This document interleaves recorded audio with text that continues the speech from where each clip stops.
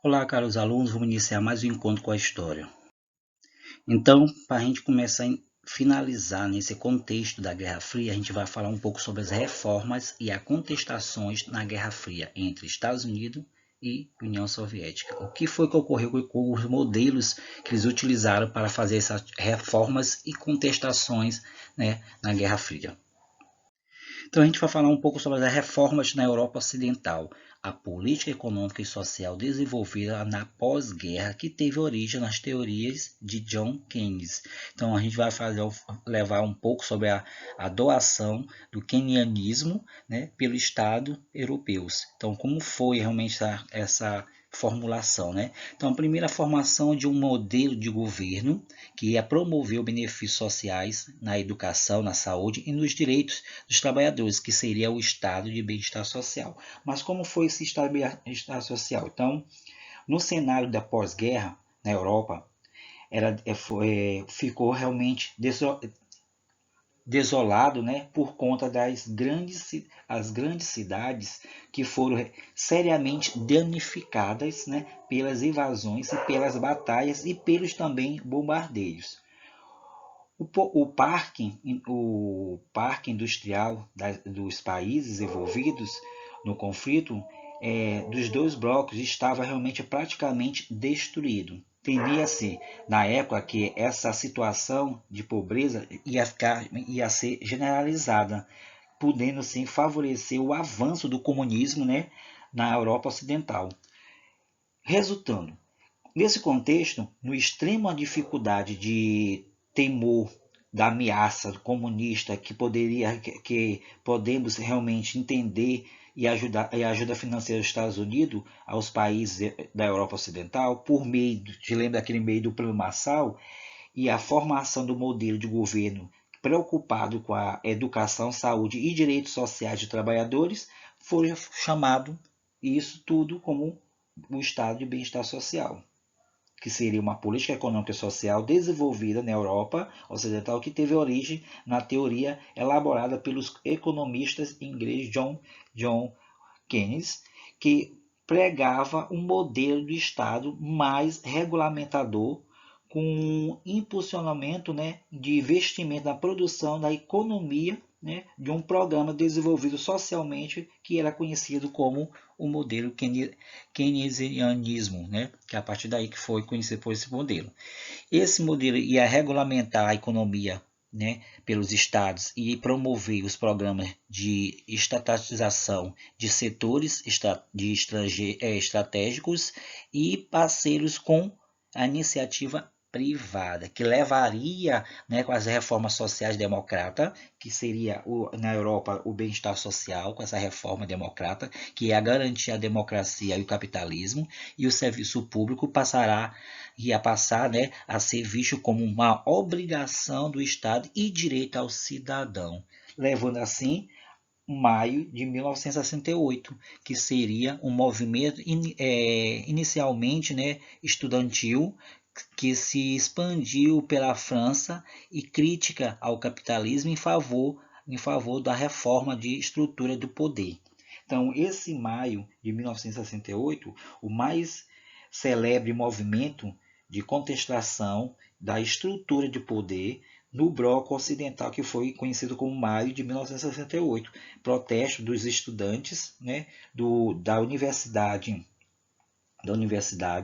né, e a partir daí era uma burocracia da instituição, levando à ocupação da universidade. Logo, o movimento recebeu adesão de outros estudantes e tornou-se nas ruas de Paris o mais reivindicações e reformas que ia garantir a circulação.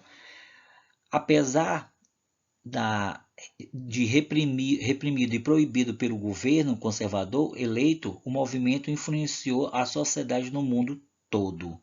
Movimento de maio de 1968. Esse movimento, a partir daí, das pautas educacionais em movimento, era praticamente agregou outras reivindicações no final da guerra do Vietnã e reformulação também da estrutura do poder do Estado e da Igreja, e da família tradicional, e a libertação também dos costumes, e por fim, a crítica ao capitalismo e ao imperialismo, né, americano, e também o autoritarismo, né, soviético, a violenta repressão política contra os estudantes insuflou, né, outros setores, né, descontente, assim, né, fortemente levando o movimento. Mais de 6 milhões de operários entraram em greve em várias cidades da França por melhores salários, jornada de trabalho de 40 horas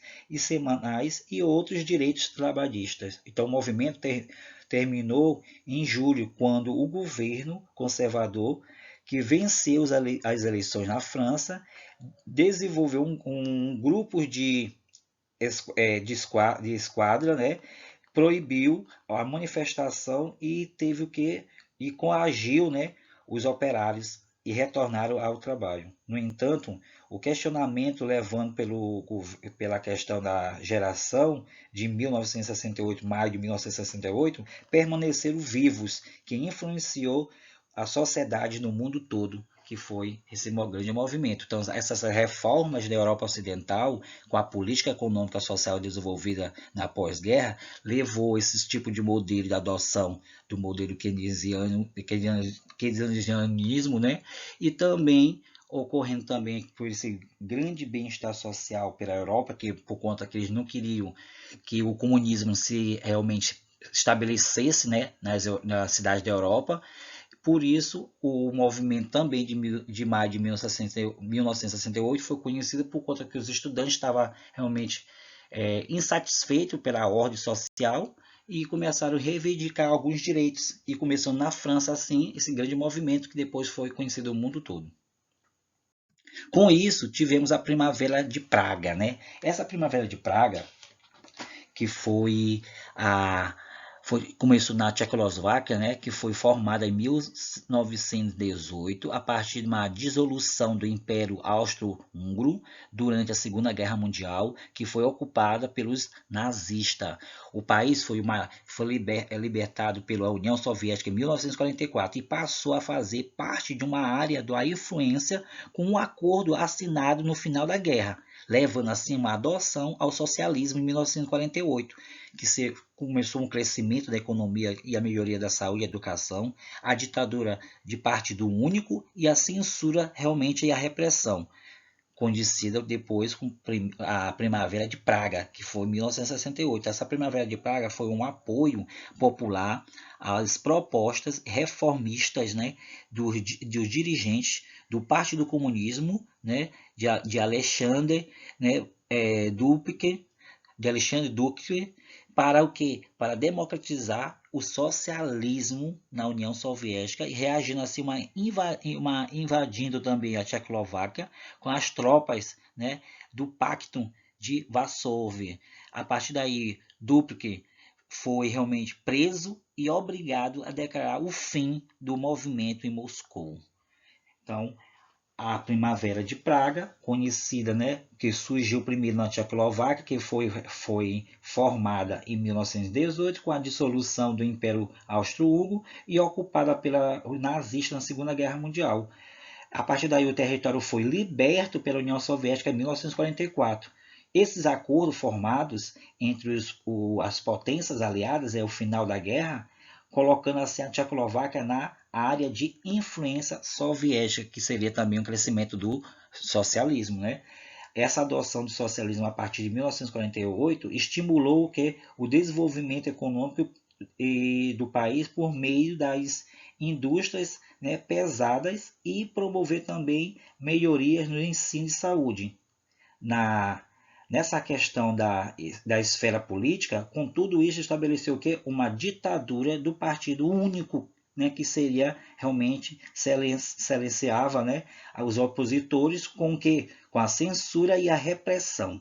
Então, a partir de 1940, gente, essa estagnação econômica e o autoritarismo político levaria os setores da sociedade, sobretudo a capital, Praga, que seria apoio às ideias reformistas de Alexandre Dubček, né? dirigentes, né, eleito pelo Partido Comunismo em janeiro de 1968. Essas propostas, como acabei de falar para vocês, liderada por ele, por Duque, tinha o que como objetivo de democratizar o socialismo na Tchecoslováquia e acabar com o quê? Com a censura e restabelecer a liberdade de expressão, né? Com tudo isso foi mesclado que uma economia estatal com livre mercado, o apoio à questão popular e as reformas de Duque deu que o início à primavera de Praga. Então, por isso que foi conhecido, né, como a primavera de Praga, foi por conta desses apoios das reformas de Duque, né, que ele queria estabelecer realmente a democracia e o socialismo na Tchecoslováquia. Entrando com a contracultura e o feminismo, né? Muitas mobilizações na Guerra Fria ultrapassaram a disputa ideológica entre o capitalismo nos Estados Unidos e o socialismo da União Soviética. Com essas formas de pensar ideológica desses países, chegando essa contracultura e o feminismo, né? Após a Segunda Guerra Mundial, esses países, as mulheres conquistaram direito a voto e se tornando assim parcela expressiva de força, né, do trabalho, ganhando espaço na vida pública, que seria o que isso aí? Apesar disso, continuava recebendo salários mais baixos, que eram desvalorizadas, né, e também a questão da culturalmente, né? Ou seja, a submissão ao ambiente doméstico.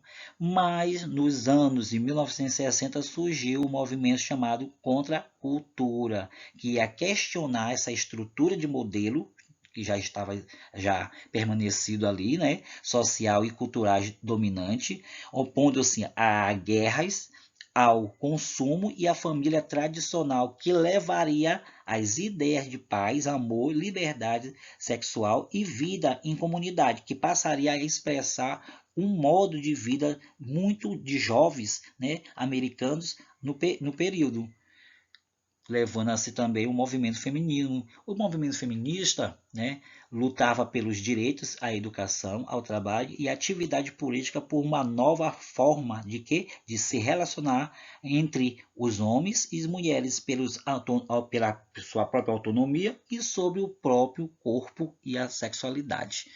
Então, tudo isso ocorreu nesse movimento cultural chamado Contracultura e também o movimento feminismo que queria ter a sua autonomia e garantir seus direitos, né, diante da questão da família tradicional, né, ou seja, imposto, né, nesses grande mobilização na Guerra Fria que ultrapassou essa disputa ideológica, né, entre o capitalismo e o socialismo.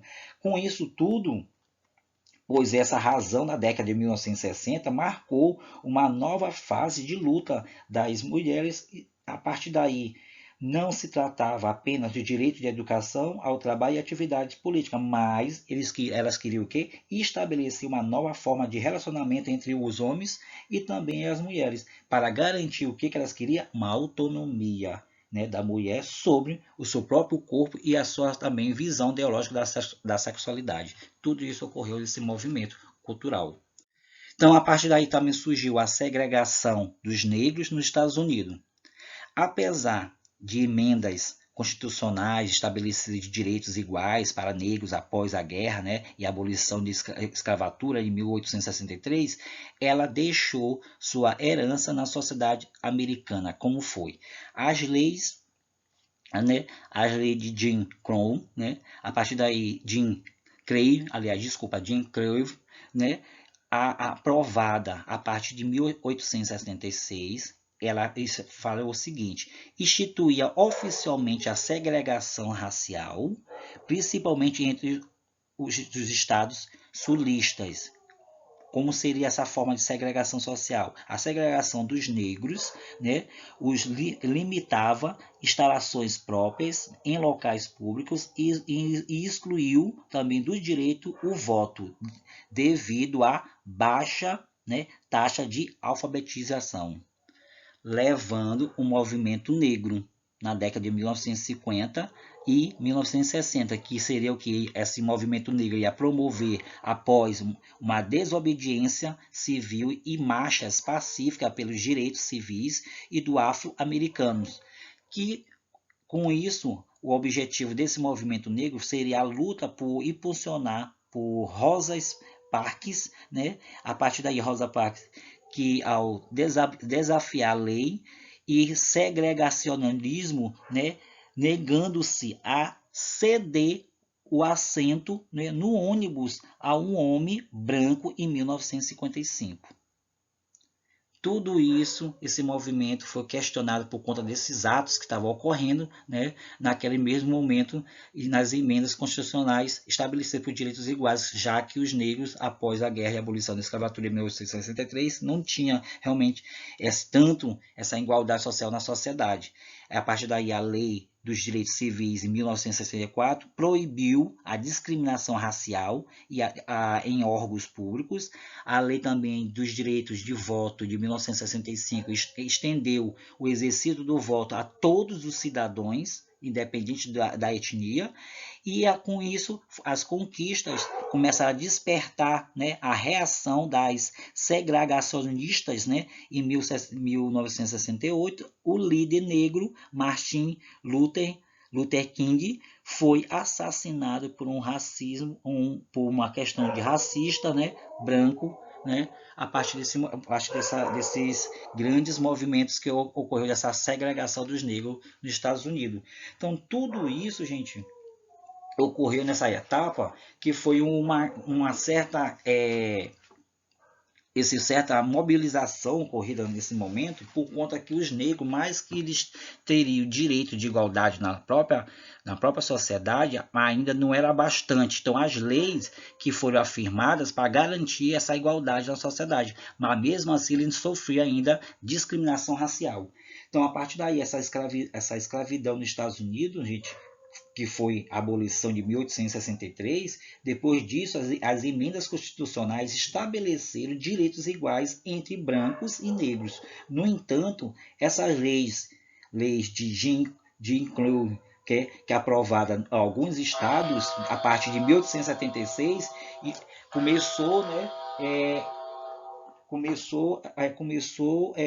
a instituir, né, a segregação racial que manteve até nos anos de 1960, infelizmente, né? Aí depois tivemos a atitude de Rosa Parks, né, que deu o grande impulso ao movimento negro por conta nos Estados Unidos, que teve esse grande episódio ocorrido, né, principalmente dos líderes, né, a partir desse momento. Com tudo isso foi promovido esse movimento de desobediência civil no país com a realização de marchas pacíficas e assembleias com estratégicas de luta pela conquista de direitos civis e pela população negra. Com toda essa adesão desse movimento, gente, ocorrido, né, começou a criar, né, essas leis bem que eu citei, né, as leis de direitos civis de 1964 e a lei de direito ao voto, por conta do movimento negro ocorrido, né, esses episódios que ocorreram, que levou a população negra a reagir a essas discriminação, né, no momento, e a partir daí a Assembleia Constituinte estabeleceu essas leis para garantir pelo menos a igualdade perante, né, aos estados dos negros, né, para os brancos. Com isso, eles começaram a repensar sobre as suas questões ideológicas e principalmente a questão do racismo. Mas sabemos que até hoje isso é muito dificultoso nos Estados Unidos. A gente percebe que hoje os jornais, né, estão lá à frente, né, por conta dessa discriminação racial que sempre existiu nos Estados Unidos. Então, foi tudo isso, né, o final dessa contestações entre os Estados Unidos e a visão dos modelos reformistas na União Soviética, levando o fim, né, dessa grande guerra ideológica que chamava a Guerra Fria. Então, fique com Deus, fica com essa grande palavra bem imundo, e a partir daí a gente encerra, né, esse grande cenário da Guerra Fria.